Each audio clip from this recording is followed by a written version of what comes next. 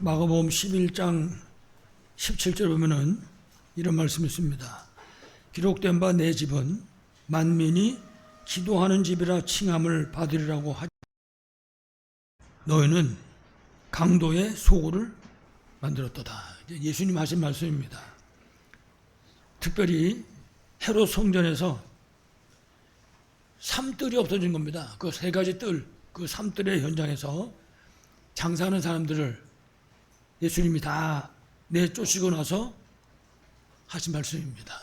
교회 안에 삼뜰 성전이 있어야 되는데 교회 안에는 다른 게 있을 필요가 없거든요. 여기 이방인들이 와가지고 구원받고 은혜받고 영육간에 병든 사람들이 치유받고 뿐만 아니라 미래 저주 제공받게 되는 우리 후대가 살아나는 후대를 세우는 그 일 외에는 아무것도 하지 말아야 됩니다. 교회는. 그게 교회의 기능입니다. 교회가 그 기능을 안 하면 결국 이제 의미가 없어지는 거죠. 그 예수님이 그 세 가지 뜰이 없어진, 그 기능이 없어져 버린 헤롯 성전을 가르쳐가지고 강도의 소굴이다. 그렇게 만든 것입니다. 그렇습니다. 그래서 우리 예배 드릴 때는요, 아무 생각, 다른 생각 아무것도 없어야 돼요. 교회 나올 때는. 오직 하나님 바라보고, 은혜 받고, 치유받고, 힘 얻고, 다 받고. 내가 오늘 예배 끝나고 나서 나중에 돌아가서, 우리 집에 가서, 우리 직장에 가서, 내가 만난 사람 가운데 내 누구에게 복음을 전할 것인가? 그거 외에는 생각할 게 아무것도 없는 겁니다. 예배 드릴 때는. 그래서 농담같이,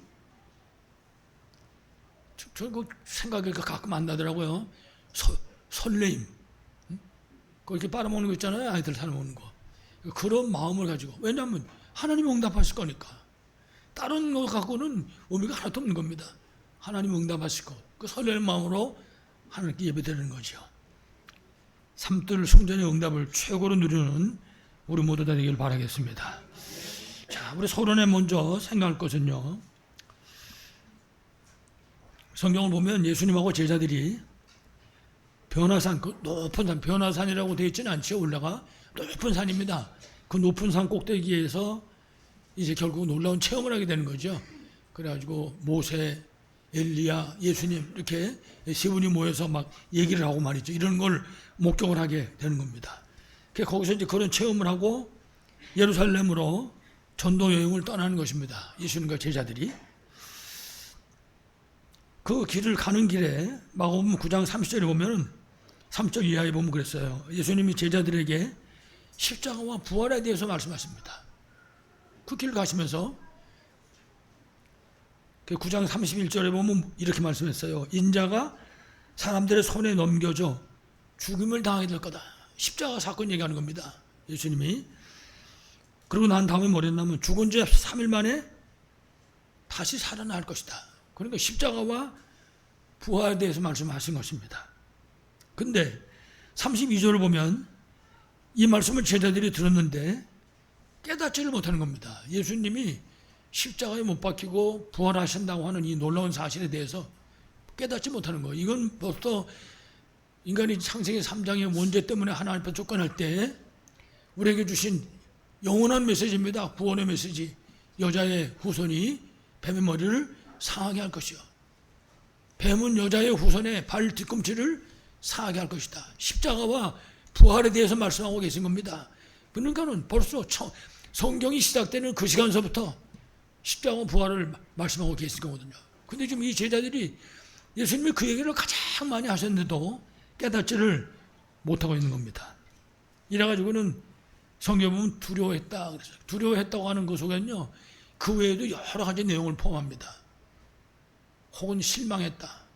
혹은 낙심했다. 뭐 이런 여러 가지 포함되어 있어요. 그 속에 두려워했다고 하는 간단한 말 속에.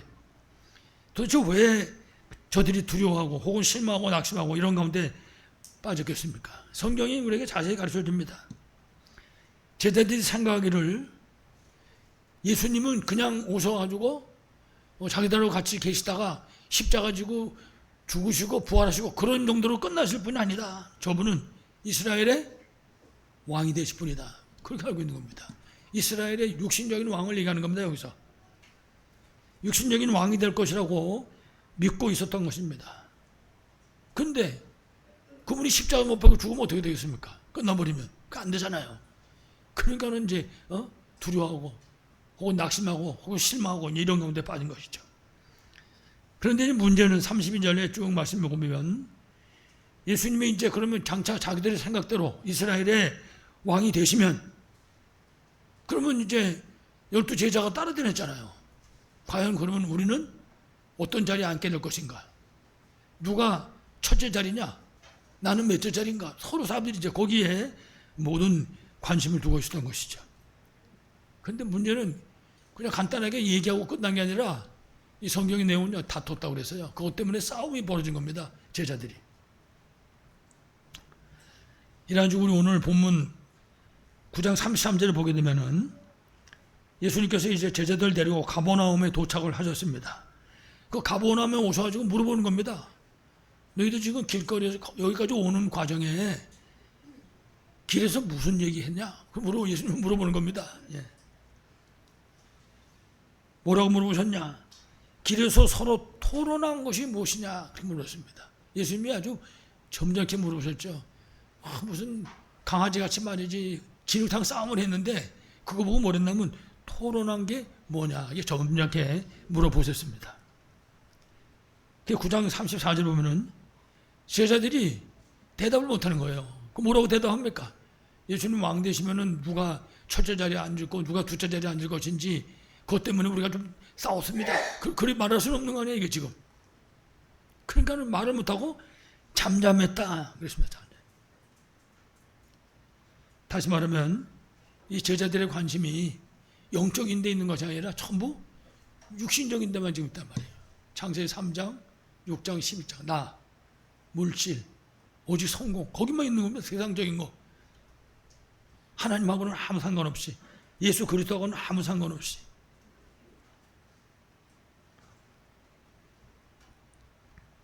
다시 말하면 하나님하고 상관 있는 것이 아니라 전부 세상과 육신과 관계 있는 그 속에 빠져 있었던 것이죠. 창세기 3장, 6장, 11장. 그거를 위해서는 수단과 방법을 안 가르는 거거든요.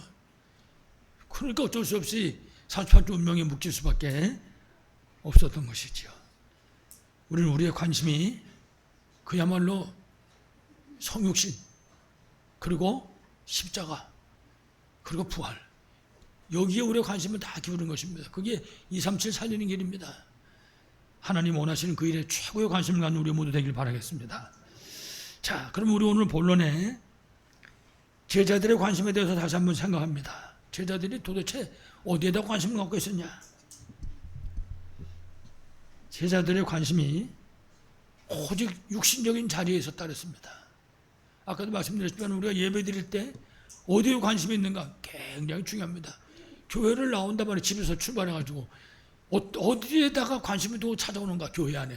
이거는요 보통 중요한 게 아닙니다. 예배 승패하고 거기 달려있으니까.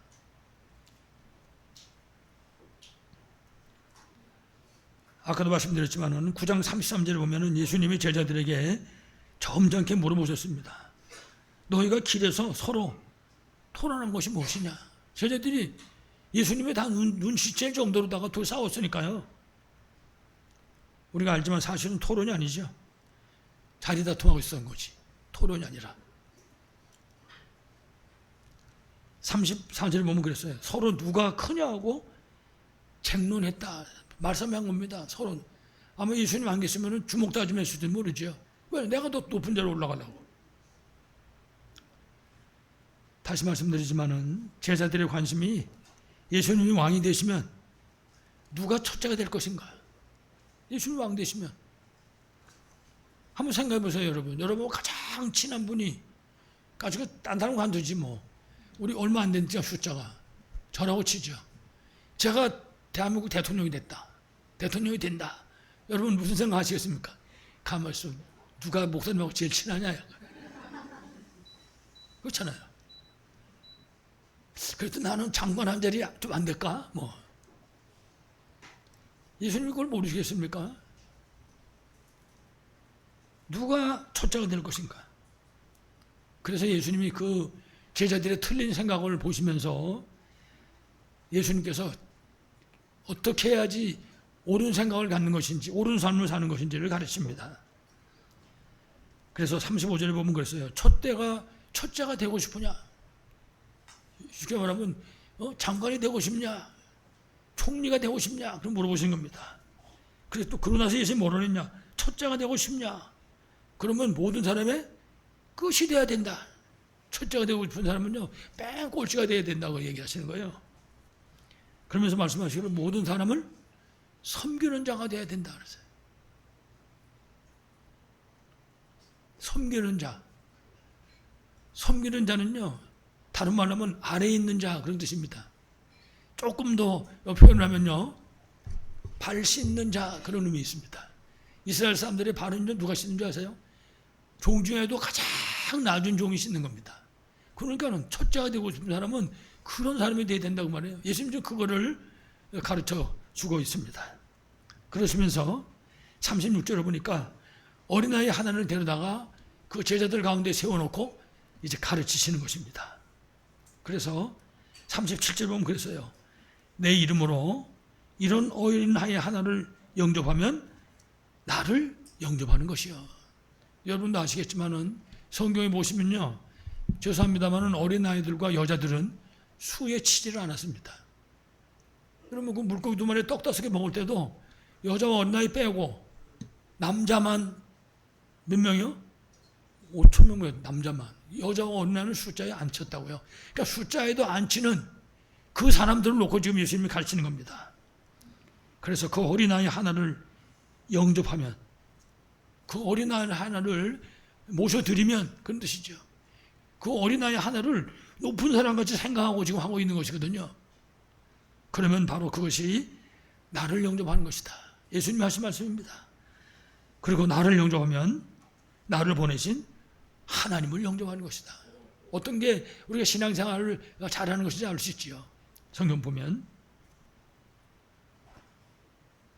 그래서 예수님께서는 지금 제자들이 오직 창세기 3장, 6장, 11장 나, 물질, 오직 하나님 없는 성공입니다. 거기에 지금 매몰되어 있는, 거기에만 관심을 가지고 있는 그 제자들에게 지금 전도성경 렘넌트 운동 얘기하는 거예요. 쉽게 말하면 이방인, 여러분 보세요. 유대인들, 이방인은요 사람같이 여기지도 않습니다. 근데 그 이방인에 관심을 가져라 그런 얘기를 하시는 거예요 지금.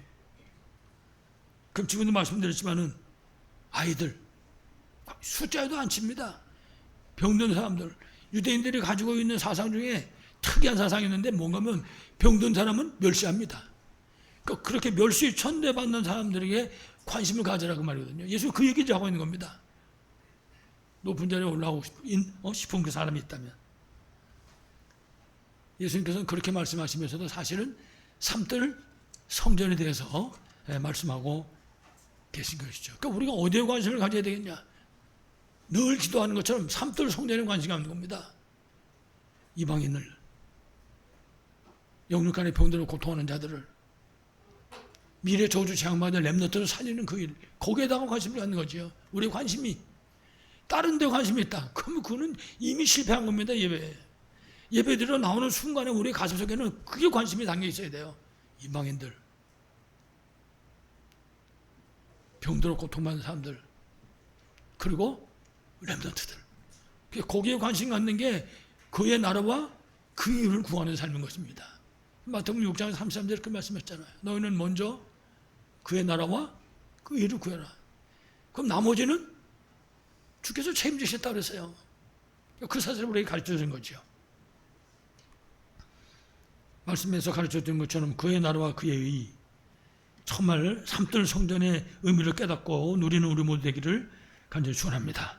자, 그러면은 두 번째로 하나님이 사용하신 사람은 어떤 사람인가? 하나님이 쓰시는 일꾼은 어떤 사람인가? 하나님은 어떤 사람을 사용하시는가? 하나님은 제자들이 예수님이 왕되면 누가 첫째자리에 앉을 거냐? 누가 둘째자리에 앉을 거냐? 그 사람을 쓰는 것이 아니라 하나님 도대체 누굴 쓰시는가? 하나님이 쓰시는 사람은요, 하나님의 관심을 아는 사람을 쓰십니다. 하나님의 관심이 자기 관심인 사람. 여러분의 관심이 하나님의 관심입니까? 그 사람을 쓰십니다. 아까도 얘기했잖아요. 너는 먼저 그의 나라와 그의 일을 구하라. 그 다음에 그리하면 우리에게 속해 있는 여러 가지 구하는 거는 이방인이 구하는 거라 그랬어요. 이방인은 여기서 예수 믿지 않는 사람을 얘기하는 거죠. 그러면서 먼저 그의 나라와 그의 의를 구하라 그렇게 말씀하십니다. 하나님은 하나님의 관심을 아는 사람, 그 하나님의 관심이 자신의 관심인 사람, 바로 그 사람을 쓰시는 것입니다. 여러분 잘 아시지만 마태복음 24장 14절에 보면 하나님의 절대 시간표가 나와 있습니다. 이 복음이 저 땅끝까지 가면 세상이 끝난다고 분명히 말씀하고 있습니다. 다시 바꿔 말하면 하나님은 237 5천 종족을 살리는 그 일에 관심을 가진 사람, 거기에 방향 맞춘 사람, 그 사람을 쓰는 것입니다. 여러분 잘 아시지만은 다윗 보세요. 다윗 같은 경우에는요, 그 사무엘을 만나고 난 다음에서부터 다윗의 가슴속에 덜 담겨 있는 겁니다. 언약궤. 그 다음에 성전을 건축하는 겁니다. 그래서 거기서 그 세워진 성전에다가 언약궤를 모시고, 그리고 하나님께 예배하는 거. 그래가지고 모든 사람이 하나님의 살아계심을 알게 만드는 거. 그게 다윗의 관심입니다. 그러니까 그 관심을 갖고 있는 다윗을 보고 하나님 뭐라고 그럽니까? 이새의 아들 다윗을 만나니 내 마음에 합한 자라. 하나님 다윗 쓰는 거예요.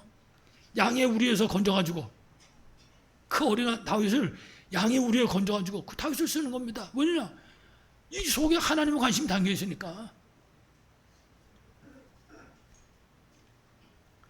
하나님의 관심이 우리의 관심 되길 바라겠습니다. 그래서 특별히 사도행전 13장 48절을 보면 하나님의 영생을 주시러 작정된다는 다 믿더라. 그런 말씀이 있습니다. 그러니까 어디에 관심이 있냐? 하나님의 영생을 주시러 작정된 사람, 그 사람에게 관심을 갖는 겁니다. 그 여기 10사람이 있으면은 이 중에 누가 하나님의 영생을 주시기로 작정된 사람일까? 그 관심을 갖는 거죠. 하나님 아버지, 여기 지금 이 사람들이 이렇게 10명이 있습니다. 과연 이 가운데 어떤 사람이 하나님 영생 주시러 작정된 사람입니까? 그 사람을 내게 알게 하시옵소서. 그 문을 열어달라고. 그래서 그거 놓고 기도하는 그 사람이 하나님의 관심을 가슴에 담은 사람, 하나님 그 사람 쓰신다고 말해요. 그건 어쩔 수 없는 거거든요. 하나님의 관심을 내 관심으로 붙잡은 사람, 하나님 그 사람을 쓰는 거거든요. 그래서 우리가 항상 기억할 것, 우리 정체성을 적을 때 잊어버리면 안 됩니다. 우리 정체성 중에 가장 중요한 게 뭐냐? 예수 믿고 구원받는 순간에 누구라고요? 우리는 선교사입니다. 이 사실을 놓치면 안 됩니다. 그래서 우리는 모든 사람을 살리는 사람입니다. 그렇습니다. 누구든지 살리는 겁니다. 복음을 증거해서 생명을 살리는 겁니다. 정말 저들을 놓고 기도하는 가운데 그 생명을 살리는 게 우리의 정체성인 것이죠. 꼭 기억해야 됩니다. 나의 정체성을 아는 사람. 내가 선교사이기 때문에 나와 관계된 모든 현장은 선교지입니다. 그 사실을 아는 사람. 그 선교지는 하나님이 우리에게 맡기신 거잖아요. 그 사실을 아는 사람. 그러니까 아주 구체적으로 모든 그 만남은 전도 대상자가 되는 것입니다. 그러니까 사람을 볼 때 어디 보는가? 사람을 볼 때 사기꾼은 사람을 쳐다볼 때 이걸 어떻게 해야지 사기를 칠 수 있을까? 아마 그렇게 볼 겁니다. 우리는 그렇게 보는 게 아니라 사람을 볼 때 자, 이 사람은 어떻게 해야지 이 사람을 구원할 수 있을까? 거기에 관심을 갖는 거죠. 생명 살리기 위해 가지고 다른 데 관심 갖는 것이 아니라. 그래서 늘 일상생활 속에서도 그리스도, 하나님 나라, 성령 충만. 다른 거는 의미가 없으니까. 그래서 성육신, 십자가, 부활, 여기 관심을 갖는 거죠. 하나님은 그 사람을 쓰신다고 말해요. 왜냐? 그 사람이 있어야 생명운동이 일어나니까.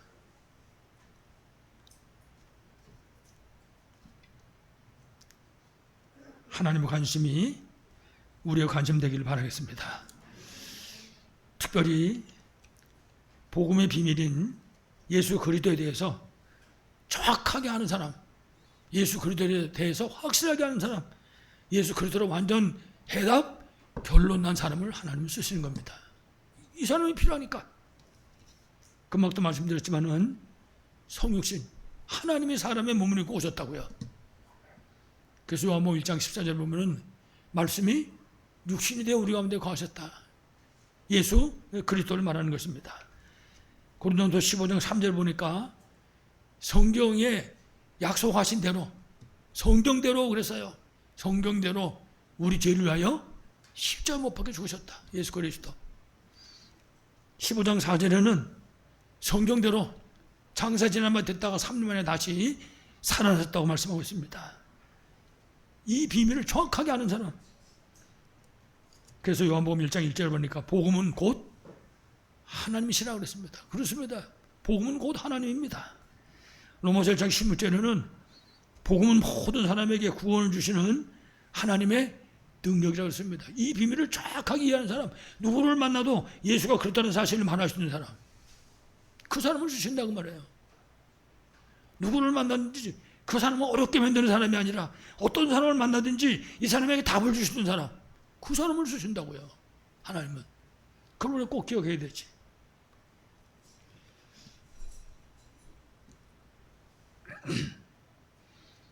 이래가지고 그야말로 구원의 비밀을 정확하게 알고 그 구원의 비밀을 누리는 사람, 그 사람을 하나님이 사용하신 겁니다.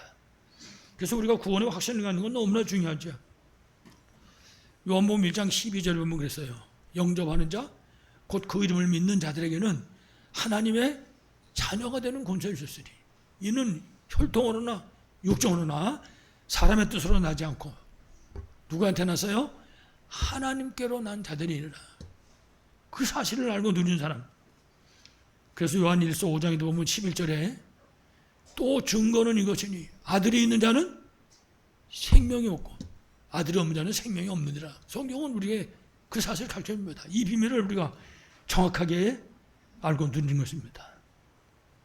그래서 이 하나님의 관심이 내 관심인 그 사람을, 그 사람의 특징을 보게 되면은 정말 현장을 향해서 애통한 마음을 갖는 거예요.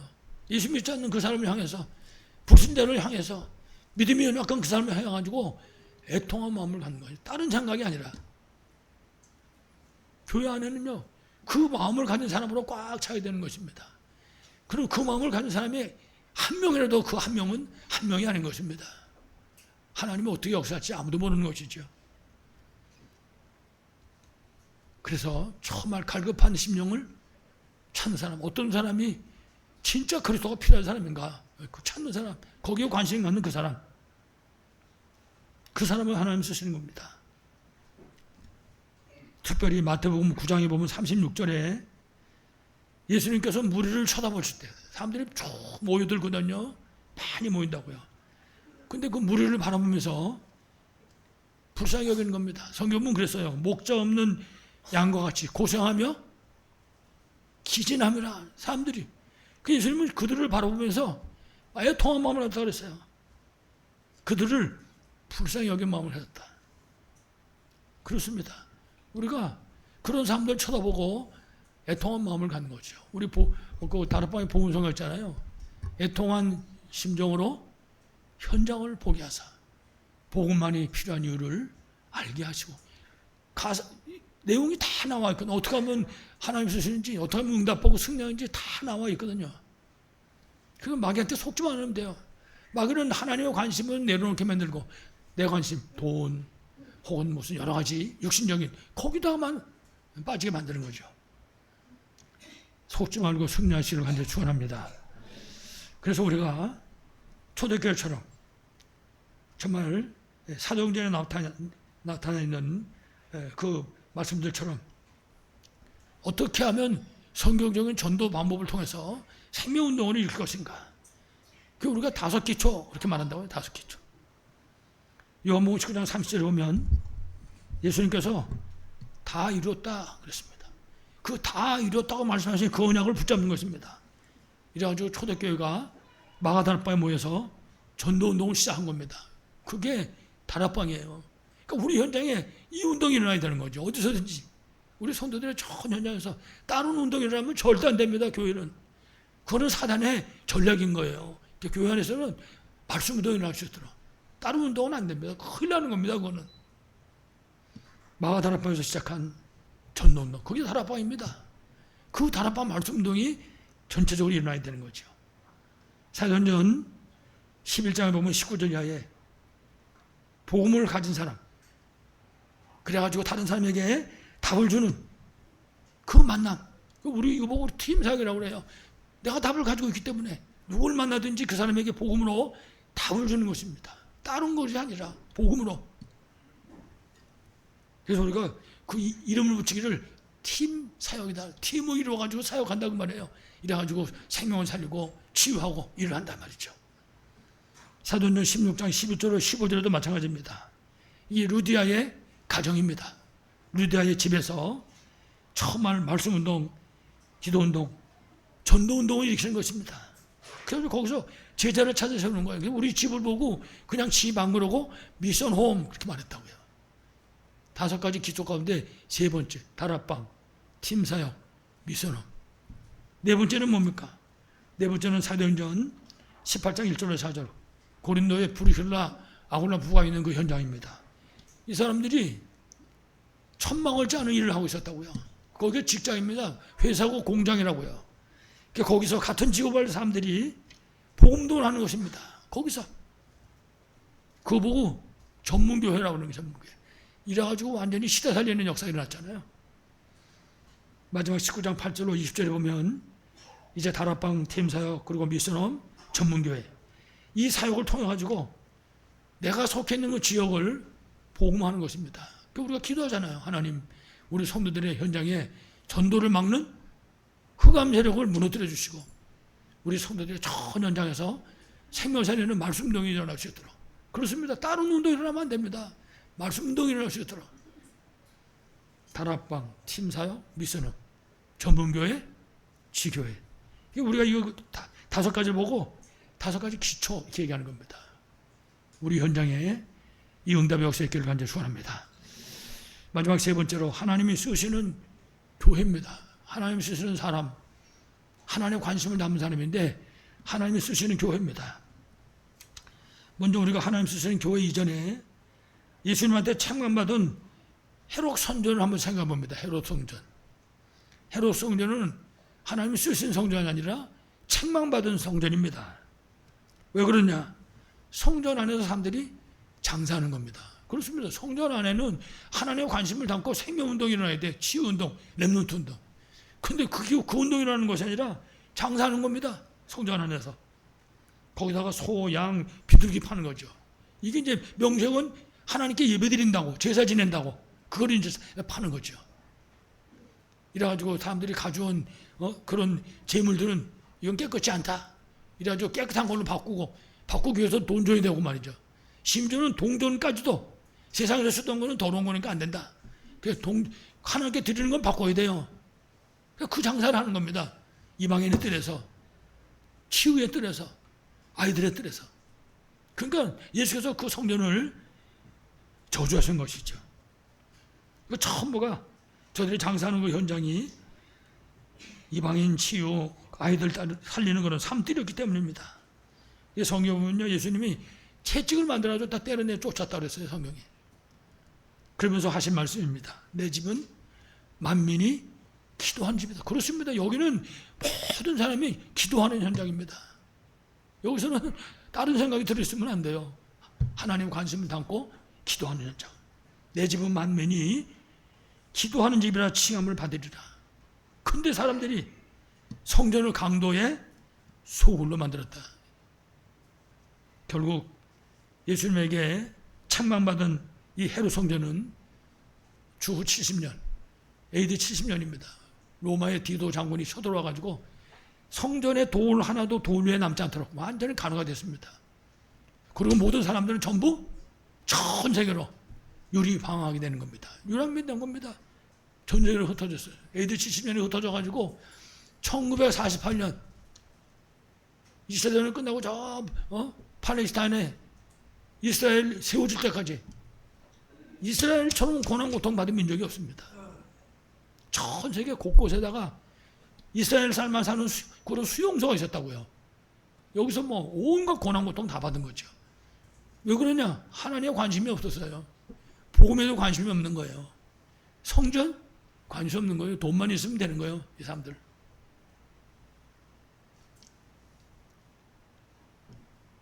하나님이 쓰시는 교회 응답 누리시 바라겠습니다.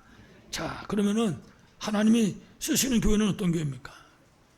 이미 말씀하셨어요. 우리한테 삶들이 회복된 교회. 하나님 쓰십니다. 이방인의 뜰. 지금 이번에 우리 WRC 하면서 이방인들이 막 오고 있죠. 지금 한 번도 와보지 못한 사람들이 좀 오고 있다고요. 그래서 5천 종족 지역에서도 지금 오고 있고, 이방인의 뜰. 이방인의 뜰이라는 얘기는 다시 말하면 그들을 세우는 겁니다. 그들을 세워서 다시 그들의 나라로 돌려보내는 것이거든요. 예, 이방인의 뜰. 그리고 치유하는 기도의 뜰. 그렇습니다. 성전에서 해야 될 사명인 거죠. 그리고 렘넌트 살리는 아이들의 뜰. 삶들이 회복된 교회. 회복된 삶들을 성전을 통해서 금토일 시대의 응답을 누리는 교회. 하나님이 이 교회를 쓰신다고 말해요. 그래서 금요일 날은 복음으로 치유하는 겁니다. 금요일 날. 토요일은 완전 렘넌트 살리는 날. 주일은 우리 전 성도가 하나도 빠짐없이 어린아이부터 시작해서 어른까지 예배에 승리할 수 있도록 말씀과 기도와 전도의 흐름 속으로 들어갈 수 있도록, 그게 금토일 시대의 응답입니다. 그리고 묵상 시대의 응답을 누린 교회로, 묵상을 통해 하나님이 주시는 힘을 얻게 되는 거예요. 세상에 속해서 오는 힘이 아니라. 그래서 보좌의 배경을 누리고 결국은 237 5천 종족 살릴 힘을 얻는 것입니다. 그래서 우리 교회가 정말 금토일 시대에 주역이 되는 교회가 될 때 하나님은 그 교회를 쓰실 줄로 믿습니다.